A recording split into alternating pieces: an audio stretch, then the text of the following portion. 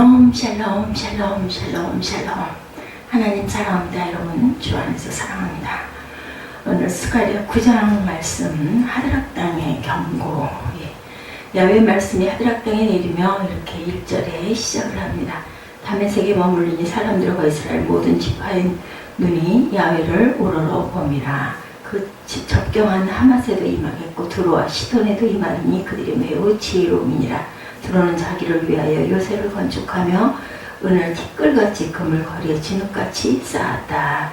야훼 말씀이 하드락 땅에 내리면서 시작된 그러한 이야기입니다.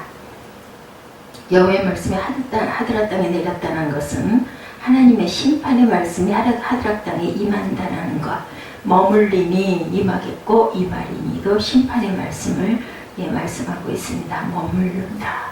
하드락 땅에 하나님 말씀. 이 세상에는 강한 사람도 있고 약한 사람들도 있죠. 또 강한 나라도 있고 약한 약소민족도 있습니다. 우리나라도 약소민족 중에 하나입니다. 그러나 우리가 성경을 읽다 보면 과연 무엇이 진짜 강한 것인가에 대해서 혼동할 때가 있습니다. 고린도후서 12장 10절에 보면 사도 바울은 우리가 이해하기 어려운 이러한 말을 합니다. 여러분, 내가 그리스도를 위하여 약한 것들과 능력과 궁핍과 핍박과 곤란을 기뻐하노니 이는 내가 약할 그때 곧 강함이니라. 바울은 자신이 약한 것이 실제로는 강한 것이다 이렇게 얘기를 한다는 거죠. 그래서 언어가 묵시적입니다. 스가랴 9장 9장에서 14장은 서술적인 서술문으로 시적인 서술문으로 기록되어 있는데 스가랴 전반부와 후반부의 문장 기록 형태가 다릅니다. 성경을 비평하는 사람들은 스가랴 1장에서 8장을 기록한 사람과 9장에서 14장을 기록한 사람이 다를 것이다 라고 주장하기도 하죠. 하나님께서 계시를 주실 때 묵시 형태로 주실 수도 있고 서술 형태로 주실 수도 있지 않을까 하는 생각도 해봅니다. 묵시 형태로 주시면 묵시로 기록하고 서술 형태로 주셨을 때는 서술로 기록하는 것이 선지자의 사명이기 때문에 주신 대로 기록할 수밖에 없기 때문에 문장의 기록 형태가 다르다고 해서 기록자가 꼭 다르지는 않지 않을까, 이런 의견도 있습니다. 어떤 문장 형태로 기록되었든지 하나님께서는 하나님의 백성들에게 하나님의 말씀의 의미를 깨닫게 해주시면 됩니다.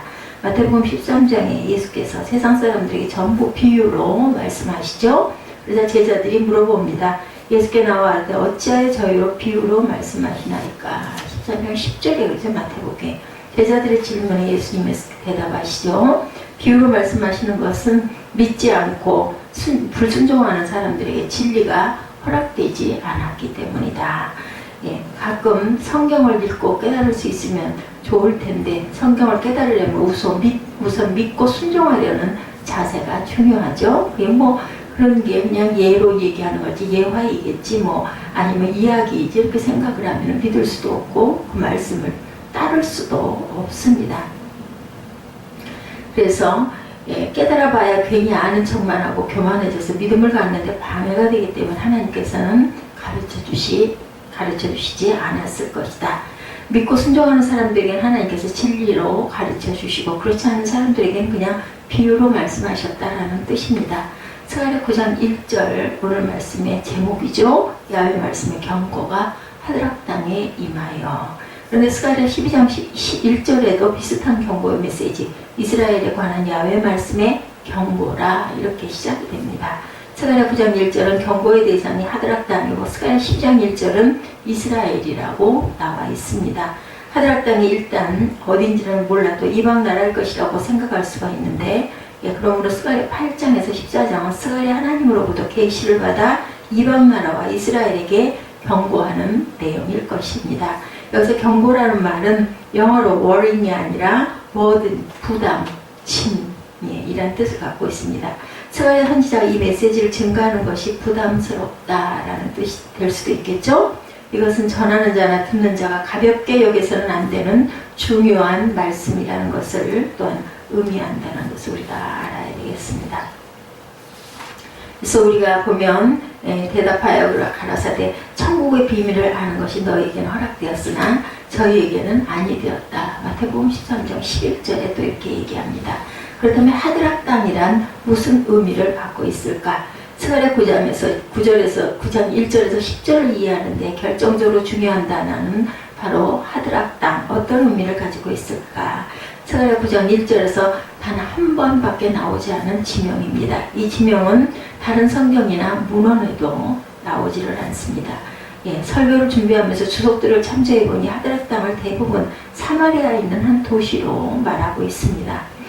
첫째 문제는 하드락 땅이라는 지명이 성경 다른 곳에는 한 번도 나오지 않는다라는 것이죠. 둘째, 하드락 땅의 정확한 위치를 말할 수 있는 사람이 또한 아무도 없다. 다만 사마리아에 있는 어떤 지명이다 이렇게 증거되어 있다라는 겁니다.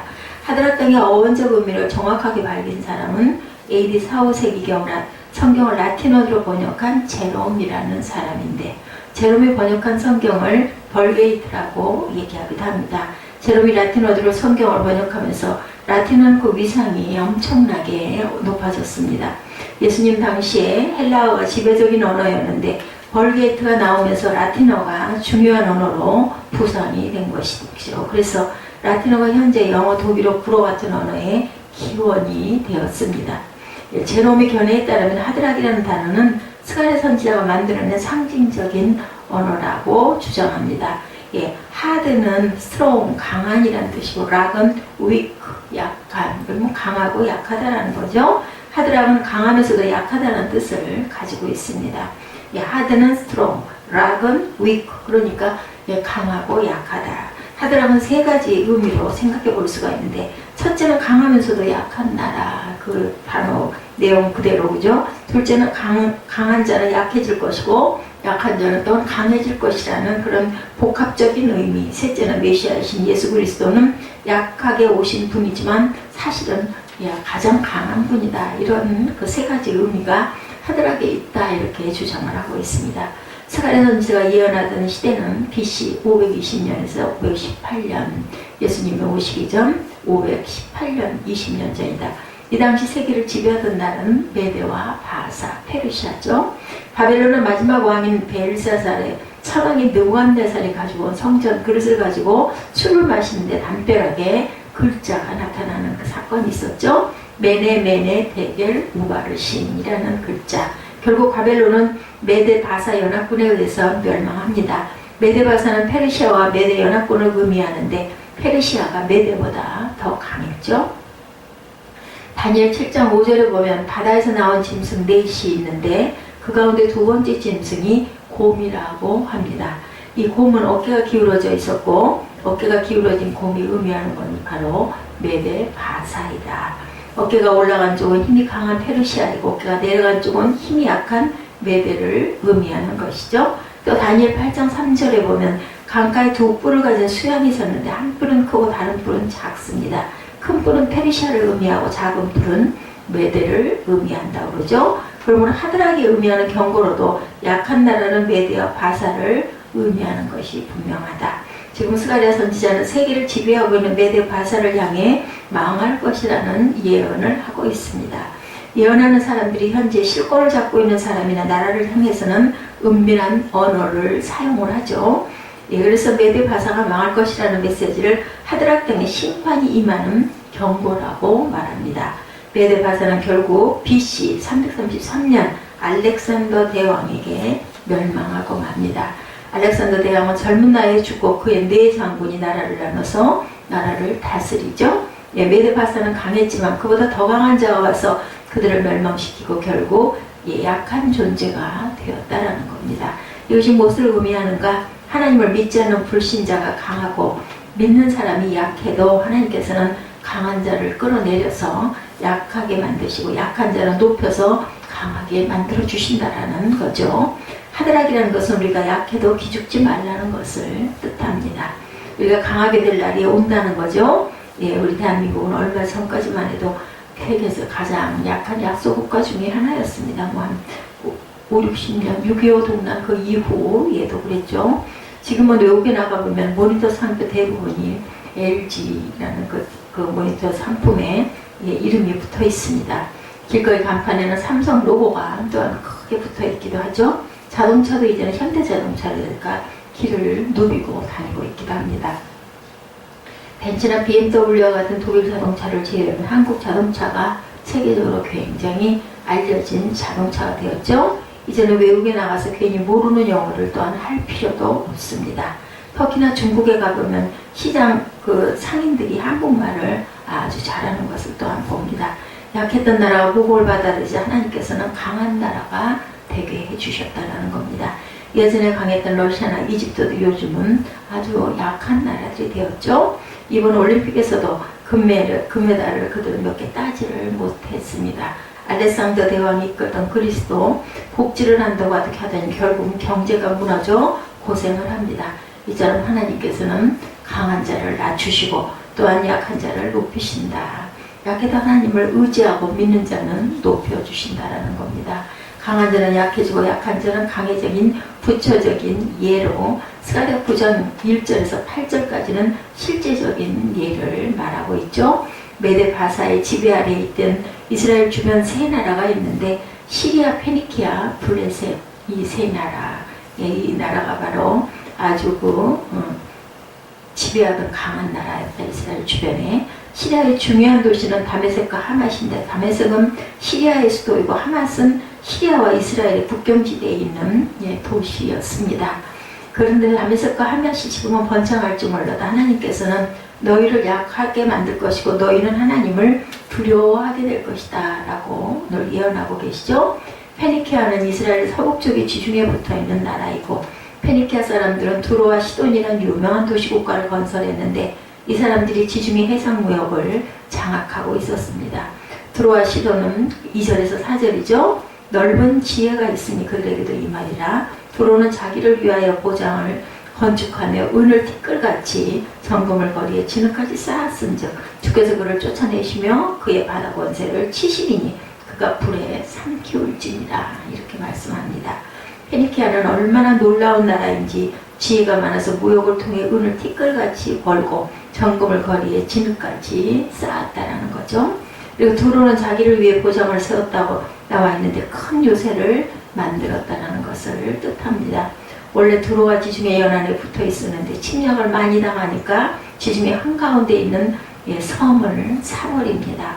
그리고 거기에 높은 성벽을 쌓고 신두로를 건설하죠. 그래서 그것은 배가 없으면 공격할 수 없는 난공불락의 요소가 되었습니다. 바벨론 왕 느부갓네살도 이것을 멸망시키지 못했습니다. 그런데 알렉산더 대왕이 얼마나 위대한 사람인지 배가 없으니까 육지에서부터 흙으로 길을 만들었다고 합니다. 그리고 성벽 앞에다가 성벽보다 더 높게 흙으로 담을 쌓아 공격해서 BC 333년 그곳에 살던 1만 명을 죽이고 3만 명을 포로로 끌고 갑니다. 페니키아는 아프리카 북부에 카르타고라는 도시로 만들어집니다. 카르타고에는 한니발이라는 유명한 장군이 있었죠. BC 3세기에 일어난 그 포에니 전쟁에서 아무도 예상하지 못하게 알프스산을 넘어서 로마를 압박했던 유명한 장군입니다. 그런 장군이 있던 나라가 알렉산더 대왕에 의해서 망하게 되죠. 스가랴 9장 5절 이하에는 블레셋 도시들이 나오고 아스글론, 가사, 에글론, 아스도시 이 네 도시들이 항상 이스라엘을 괴롭히고 도덕적으로 부패시킵니다. 하나님께서는 알렉산더 대왕을 보내 그들에게서 임금을 제하여버리고 거민들을 사라지게 하고 잡적이 구하는 도시가 되게 하겠다고 이렇게 합니다. 결국 알렉산더 대왕에 의해서 블레셋은 망하고 그곳에 살던 사람들은 모두 노예로 팔려가고 그 땅에는 다른 나라 사람들이 와서 살게 되죠. 시리아도 망하고 페니키아도 망하고 결국은 블레셋도 망했다는 거죠. 강한 나라들이었지만 하나님께서 알렉산더 대왕을 보내 모두 망하게 하시고 또한 알렉산더 대왕도 일찍 젊은 나이에 죽죠. 중국이라는 나라가 어렸을 때만 해도 우리들이 어렸을 때만 해도 굉장히 못 사는 나라 중에 하나였는데 이제는 올림픽에서 나가서 영향력을 행사하는 아주 매우 강한 나라 금방 급부상을 하죠. 어떻게 중국이 강한 나라가 되었을까? 바로 복음을 받아들였기 때문이다. 강한 자는 약해지고 약한 자는 강해지는 거죠. 아무나 강해지는 것이 아니고 예수를 믿고 하나님을 의지하면 강해진다라는 거죠. 스가랴 9장 8절이죠. 내가 내 집을 둘러 진을 쳐서 적군을 막아 거기 왕래하지 못하게 할 것이라. 포악한 자가 다시는 그 지경으로 지나지 못하리니 이는 내가 눈으로 친히 고민이라. 이 알렉산더 대왕이 BC 333년에 예루살렘을 침공을 했을까요? 아닐까요? 침공했습니다. 그런데 예루살렘을 침공하려 했던 알렉산더 대왕에게 대제사장이 제사장 복을 입고 아련하죠. 휘황찬란한 옷을 입은 사람이 자신에게 와서 절을 하며 야훼를 섬기는 대제사장이라고 소개하자 예루살렘을 그냥 지나갔다가 요세푸스 책에 기록하고 있습니다. 유다는 약하지만 하나님께서 강하게 해주셨고 메데바자는 강했지만 약하게 만들어버린 것. 이것이 바로 약한 자를 강하게 하나님을 의지하고 믿는 자를 강하게 해주신다는 증거다. 메시아는 약하나 그래서 강한 분이시죠. 예수님은 겉으로 보면 약한 분이시지만 사실은 강한 분이셨다. 시온에 따라 크게 기뻐할지어다. 예루살렘에 따라 즐거이 부를지어다. 보라 내 왕이 내게 임하리니 그는 공의로우며 구원을 베풀며 겸손하여서 나귀를 타나니 나귀의 작은 것 곧 나귀 새끼다. 스가랴 9장 9절이죠. 마태복음 21장 1절에서 11절에도 예수께서 종려주일에 나귀를 타고 예루살렘에 입성하신 부분이 나타납니다. 그래서 사람들이 종려나무를 흔들어 옷을 귀에 깔고 호산나 다윗의 자손이여 하고 그 하나님을 굉장히 예수님을 왕으로 모시는 장면이 나오죠. 스가랴 9장 9절의 내용이 마태복음 21장에서 문자 그대로 실현이 된 거죠. 결국 스가랴 9장 9절은 예수님에 대한 예언이다 이렇게 알 수가 있습니다. 고대 국가에 어느 왕이 나귀를 타고 다녔을까? 왕들은 말 중에서도 준말을 타고 다니지 누구도 나귀를 타는 왕은 없었습니다. 그런데 예수께서는 나귀를 타고 예루살렘에 들어가시죠. 매우 약해 보이는 존재로 오셨다라는 거죠. 또한 겸손의 왕으로 오셨다라고도 해석을 합니다.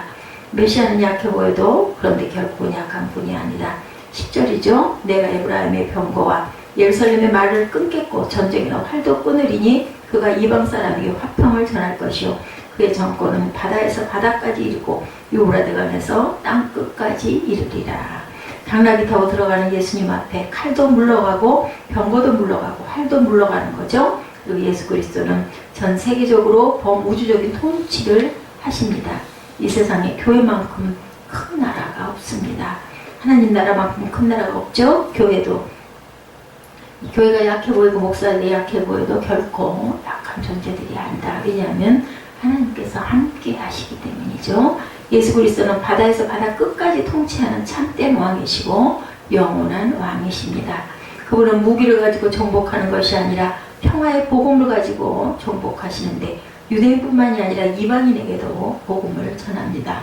그가 이방 사람에게 화평을 전할 것이요 10절에 이렇게 증거하죠. 심지어는 블레셋 사람들 중에서도 예수님을 믿는 사람이 있을 것이다 라고 말합니다. 내가 블레셋 사람의 교만을 끊고 그 입에서 그 피를 그 이사이에서 그 가지는 것을 제하리니 그도 남아서 우리 하나님께로 돌아와서 유다의 한 두목같이 되겠고 이렇게 증거되어 있습니다. 그 에그로는 여부스 사람같이 되리라고 하죠. 6, 7절에 증거합니다.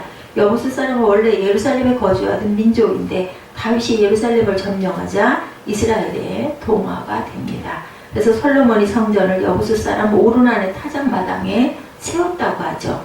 약하고 겸손하신 예수께서 세계를 다스리는 분이 되십니다. 유대인들은 지금도 메시아가 약한 모습으로 오신 것을 이해하지를 못해요. 결국은 오늘날 세상에서는 하나님을 대적하는 자들이 강해 보이지만 사실은 하나님을 섬기는 백성들이 약해 보이지만 강한 자다. 그렇죠? 참된 진리는 하늘에 있다. 하나님께서 당신을 대적하는 강한 자를 끌어내릴 것이고 당신을 섬기는 약한 자를 높이실 것이다. 그러면 이렇게 강한 자가 약해지고 약한 자가 강해지는 표적은 바로 예수 그리스도시다. 예수 그리스도는 사람이 흥하고 망하는 표적이 된다는 거죠. 예수님을 믿고 그 능력을 힘입은 자는 약해도 강해지고 가난해도 부유해진다. 또한 병들어도 건강해지고 죽어도 영원히 죽지 않고 영생 다시 살아난다. 우리는 결국 죽겠지만 그 생명의 부활을 해서 영원히 살 것이다. 예수님도 믿지 않고 하나님을 대적하고 우상 숭배를 하며 악을 즐기는 그런 사람들은 아무리 지금은 강해 보여도 결국은 죽을 것이고 영원한 멸망에 처하게 될 것이다라는 거죠. 인간의 참된 강함은 예수 그리스도를 믿는 믿음에 있는 것입니다. 약하다고 기죽지 말고 전능하신 하나님께서 우리와 함께 하신다라는 것을 믿고 강건해지시기를 주님의 이름으로 축복합니다.